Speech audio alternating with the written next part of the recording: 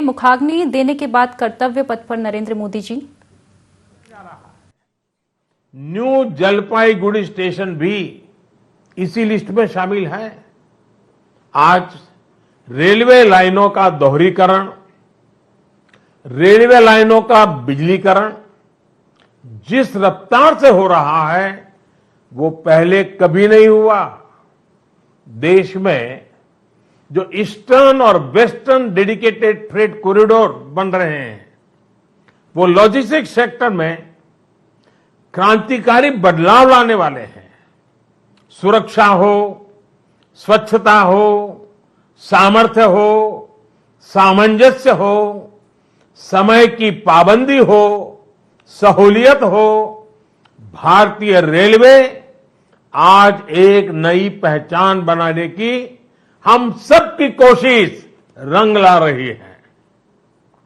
बीते 8 वर्षों में भारतीय रेलवे ने आधुनिकता की नींव पर काम किया है। अब आने वाले 8 वर्ष में हम भारतीय रेलवे को आधुनिकता की नई यात्रा पर निकलते हुए देखेंगे। भारत जैसे युवा देश के लिए भारतीय रेल भी युवा अवतार लेने जा रहा है और इसमें निश्चित तौर पर 475 से ज्यादा वंदे भारत ट्रेनों की बड़ी भूमिका होगी। साथियों, आजादी के बाद के 7 दशकों में 20,000 रूट किलोमीटर रेल लाइन का बिजलीकरण हुआ। वहीं 2014 में हमारी सरकार बनने के बाद बीते 7-8 वर्षों में ही 32,000 रूट किलोमीटर से ज्यादा रेल लाइन का बिजलीकरण हो चुका है। ये है देश के काम करने की रफ्तार, रेलवे के आधुनिकीकरण की रफ्तार। और इस रफ्तार को तेज करने के लिए अब भारत में दुनिया के सबसे शक्तिशाली बिजली के रेल इंजनों का भी तेजी से निर्माण हो रहा है। साथियों, आज के भारत की स्पीड और स्केल का एक और प्रमाण हमारा मेट्रो रेल सिस्टम है।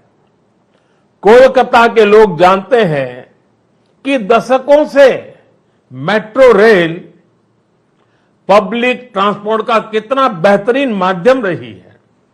2014 से पहले तक देश में कुल मेट्रो नेटवर्क 250 किलोमीटर से भी कम था और इसमें भी सबसे बड़ी हिस्सेदारी दिल्ली एनसीआर की ही थी।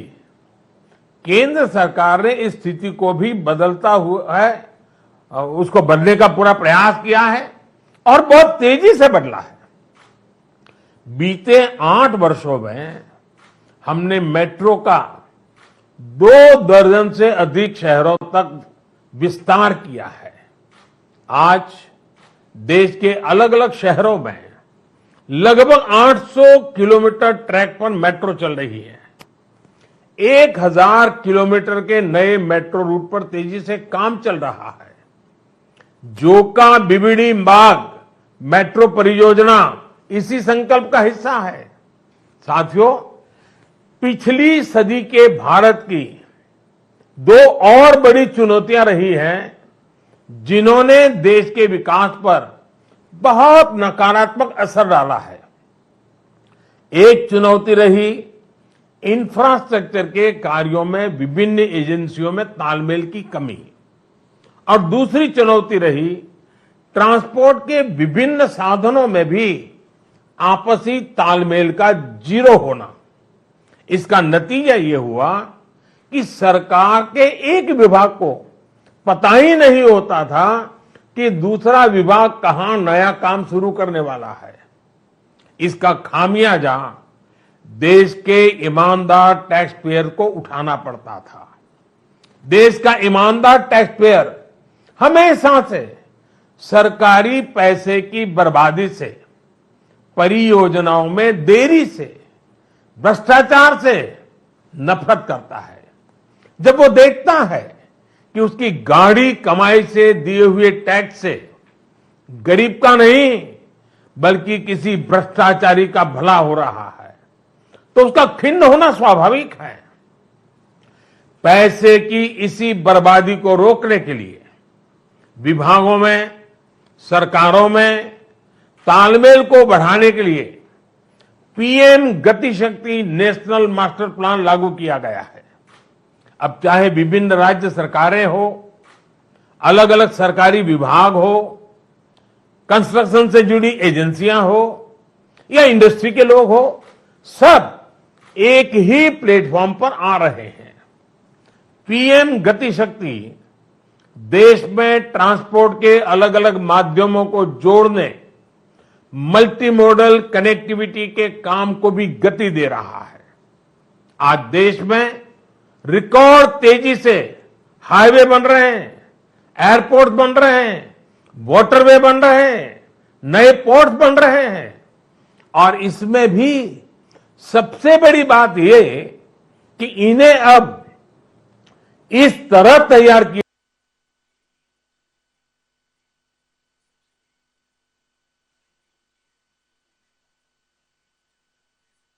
हाईवे बेहतर तरीके से रेलवे स्टेशनों से कनेक्ट हो, रेलवे स्टेशन एयरपोर्ट से कनेक्टिविटी हो, लोगों को ट्रांसपोर्टेशन के दौरान सीमलेस कनेक्टिविटी भी मिले।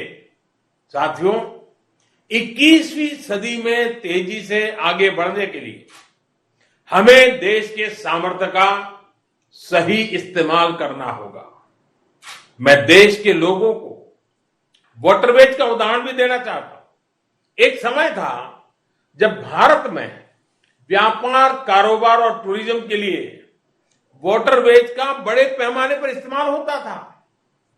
इसलिए कितने ही शहर नदियों के किनारे बसे, नदियों के किनारे इतना औद्योगिक विकास हुआ, लेकिन इस सामर्थ्य को पहले सैकड़ों वर्षों की गुलामी और फिर आजादी के बाद की सरकारी उदासीनता ने तबाह कर दिया। अब भारत अपनी इस जल शक्ति को बढ़ाने पर काम कर रहा है। देश में 100 से ज्यादा वाटरवेज और विकसित किए जा रहे हैं। भारत की नदियों में आधुनिक क्रूज चले, व्यापार भी हो, टूरिज्म भी हो, इस दिशा में हम तेजी से आगे बढ़ रहे हैं। केंद्र सरकार ने बांग्लादेश सरकार के सहयोग से गंगा और ब्रह्मपुत्र नदियों के बीच वाटरवे लिंक स्थापित करने पर भी काम किया है।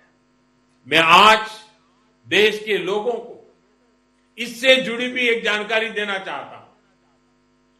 13 जनवरी 2023 को काशी से, वाराणसी से एक क्रूज जा रहा है जो 3200 किलोमीटर लंबे वाटरवे से होते हुए, बांग्लादेश से होते हुए डिब्रूगढ़ तक पहुंचेगा। ये पूरे विश्व में अपनी तरह का अभूतपूर्व क्रूज होगा। ये भारत में बढ़ते क्रूज टूरिज्म का भी प्रतिबिंब बनेगा। मैं पश्चिम बंगाल के लोगों से भी आग्रह करूंगा कि इसका जरूर लाभ उठाएं। वैसे आज मैं एक और बात के लिए विशेष तौर पर बंगाल के लोगों को नमन करना चाहता हूं। बंगाल के लोगों में देश की मिट्टी के प्रति जो प्रेम रहा है, उसका तो मैं हमेशा कायल रहा हूं। देश के विभिन्न हिस्सों को जानने के लिए, देश के विभिन्न हिस्सों में भ्रमण के लिए बंगाल के लोगों में जो उत्साह होता है वो अद्भुत होता है।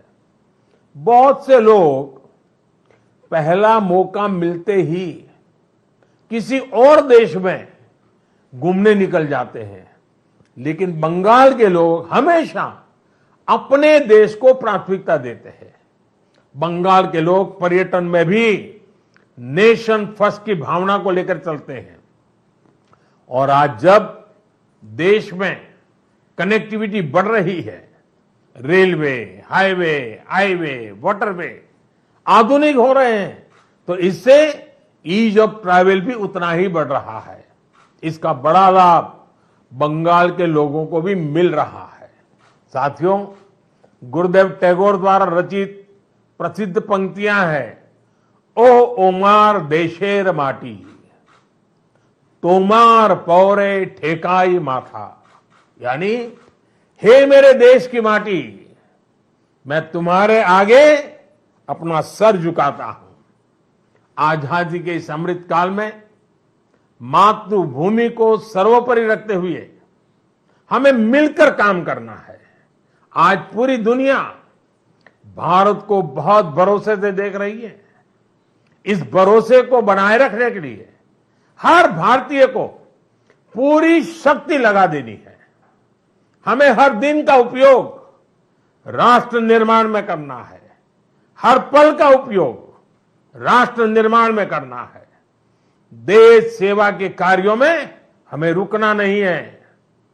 इन्हीं शब्दों के साथ मैं अनेक परियोजनाओं के लिए बंगाल को बहुत बहुत बधाई देता हूं। फिर एक बार आपका अभिवादन करता हूं और मैं अपनी बात को समाप्त करता हूं। बहुत बहुत धन्यवाद।